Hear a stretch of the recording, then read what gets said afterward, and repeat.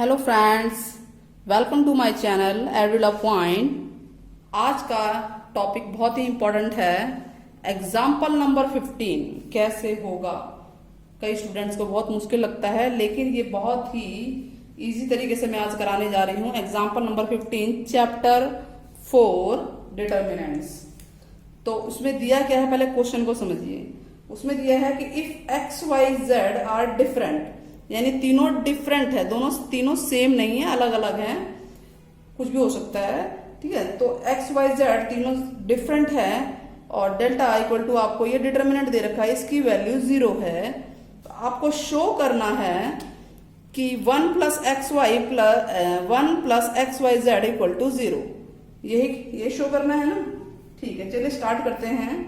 Properties आपको 6 properties कराई थी, उसमें एक प्रॉपर्टी थी स्प्लिट वाली, कि कोई भी कॉलम या रो को हम अलग अलग कर सकते हैं। जैसे इसमें अब ये देख रहे हैं कि थर्ड कॉलम है, बाय प्रॉपर्टी 5 है, वो थर्ड कॉलम है। इस थर्ड कॉलम में आप ये 1 के साथ अलग कर सकते हैं डिटरमिनेंट, और ये इसके साथ अलग कर सकते हैं। तो स्टार्ट करते हैं। हम कौन सी प्रॉपर्टी यूज कर रहे हैं? प्रॉपर्टी 5। ठीक है, यहां आएगा x y z x square y square z square 1 1 1 plus, अब इसके साथ ये दोनों कॉलम आएंगे, x y z x square y square z square x cube y cube z cube. इस तरह से ये सेपरेट हो गए। नाउ अगर हमें इनको सेम करना है, सबसे पहले तो आप ये देखिए कि यहां से कॉमन निकल रहा है तो निकाल लीजिए। इस पूरे रो से x बाहर निकल रहा है, फैक्टर कॉमन, यहां से y और थर्ड रो से z, तो हम उसे निकाल लेते हैं। तो आपके पास आएगा क्या? x y z x square y square z square 1 1 1 plus x common आ गया और y कॉमन आ गया, z कॉमन आ गया, तो बचा क्या? यहां बचेगा 1 x x square 1 y y square, यहां से z बाहर आ गया 1, एक z बचा और z स्क्वायर। ठीक है, ये और ये सेम हो सकते हैं, बस ये कॉलम को आपको फर्स्ट पोजीशन पर पहुंचाना है। तो हमें ये दो, अगली नेक्स्ट प्रॉपर्टी है कि दो कॉलम को चेंज करते हैं, दो रो को चेंज करते हैं, तो जितनी बार चेंज करेंगे उतनी बार माइनस आएगा। तो इसको हम पहले यहां पहुंचाएंगे तो इंटरचेंज हो गया, तो 1 माइनस हुआ, फिर ये 1 यहां पहुंचेगा तो 2 माइनस हुए, तो यानी -1 का स्क्वायर हो गया। डायरेक्ट लिख देती हूं मैं, तो ये 1 1 1 कॉलम 1 बन गया। ठीक है, ये सेकंड पे चला गया आपका एक्स वाई जेड। ठीक है, और ये आपका थर्ड है x square y square z square plus x y z, और साथ में 1 1 1 x y z x square y square z square. इस तरह से आ गया। तो अब हम ये देख रहे हैं कि ये जो डिटर्मिनेंट है सेम है, सेम है, ओके सेम है, तो ये कॉमन आ जाएंगे। तो यहां बचेगा क्या? यहां बचेगा 1 और यहां बचेगा एक्स वाई जेड, यही बचेगा। और ये डिटर्मिनेंट दोनों में से कॉमन आ गए, x y z x square y square z square.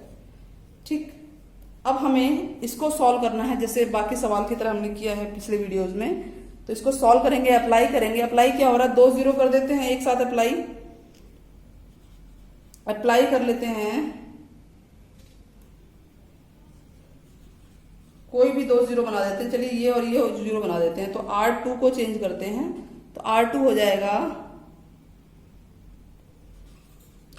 R2 में से R1 माइनस करते हैं। अब ये R1 माइनस हो रहा है, तो अगर R3 को चेंज करेंगे तो R3 में से भी R1 ही माइनस होगा। ठीक है, ताकि कोई फर्क ना पड़े क्वेश्चंस पे। तो इस तरह से हमारा आया क्या? ये डेल्टा दे रखा है लेफ्ट में, आ गया 1 प्लस एक्स वाई जेड, ये आपके पास है। और यहां बचेगा क्या?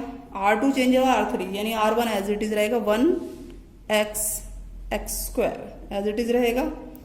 R2 यानी R2 minus R1, 1 minus 1 0, y minus x और y square minus x square. ठीक वैसे ही 1 माइनस 1 0, ये वाला अप्लाई हो रहा है, R3 minus R1 z minus x, और ये जगह z square minus x square. इतना क्लियर है। अब हम ये देख रहे हैं कि सेकंड रो से y माइनस एक्स कॉमन आ रहा है और थर्ड से z माइनस एक्स निकाल लेते हैं। तो आपके पास आएगा ये 1 प्लस एक्स वाई जेड, साथ में y माइनस एक्स और z माइनस एक्स, ये आ गया। अब बचा क्या, 1 एक्स स्क्वायर 0 1, यहाँ a minus b, a plus b है तो a प्लस बी बचेगा, y plus x 0 1, z minus x बाहर आएगा तो z प्लस एक्स बचेगा। ठीक है, डायरेक्ट हो गया, ये a minus b, a plus b यानी z minus x z plus x होता है, z माइनस एक्स बाहर आ गया तो z प्लस एक्स बच गया।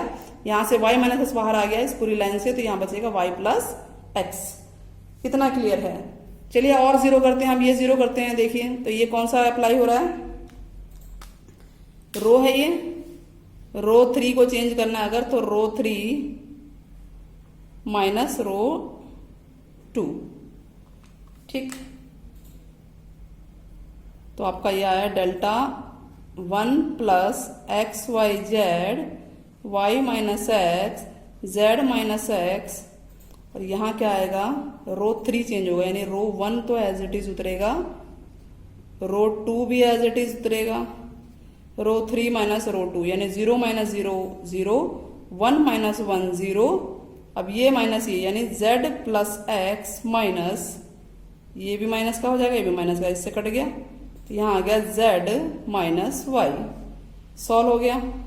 अब हमारे पास ये है, हम इसके साथ सॉल्व कर सकते हैं, एक्सपेंड कर दीजिए, ये दो तो जीरो हो गए, तो 1 प्लस एक्स वाई जेड, साथ में है y minus x z minus x, और यहाँ क्या आएगा 1 इंटू दिस माइनस दिस हो गया z माइनस वाई, और फिर माइनस का 0, ये तो हट ही जाएगा, तो आपके पास आ गया 1 plus x y z y minus x z minus x और z माइनस वाई। अब सवाल फंस गया कि लाना तो आपको ये है 1 plus x y z equal to 0, आप कुछ और रहा है, ये डेल्टा है हमारे पास। अब ये बताइए कि मैंने अभी क्वेश्चन में पढ़ा था कि एक्स वाई जो है, since x y z are different है कि नहीं है, और अगर ये डिफरेंट हैं तो यहां हम रफ कर देते हैं, थोड़ा सा जगह बन जाएगी। अगर ये डिफरेंट हैं तो जो ये y माइनस एक्स है ये 0 नहीं होगा, पक्का है, कुछ ना कुछ तो होगा लेकिन 0 नहीं होगा।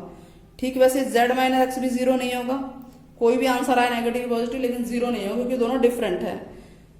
सेम होते हैं तो फिर ये कट जाता, z माइनस वाई भी 0 नहीं होगा, यानी ये भी 0 नहीं होगा, ये भी 0 नहीं होगा, ये भी 0 नहीं होगा, और आपको डेल्टा की वैल्यू 0 दे रखी है, तो यानी 1 plus x y z into y minus x z minus y equal to 0 है।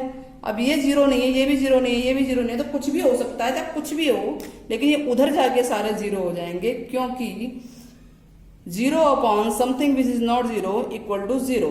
ठीक है, तो आपका ये आ गया 1 plus x y z equal to 0 answer आ गया। इस तरह से आंसर क्लियर होता है। ठीक है, बहुत इजी है। अब ये दोबारा समझ लीजिए कि अगर ये 0 नहीं है वैल्यू, तो ये 0 के नीचे जाएगी तो 0 ही होगी ना, ये भी 0 ही होगी, ये भी 0 होगी, तो आपके पास ये बचेगा और ये इक्वल टू 0 होता है। इस तरह से एग्जाम्पल नंबर 15 हमारा क्लियर होता है। और नेक्स्ट वीडियो में मैं आगे नेक्स्ट क्वेश्चन और एग्जाम्पल नंबर 16 जो बहुत ही इंपॉर्टेंट है उसको समझाऊंगी। तब तक के लिए जय हिंद, गुड बाय।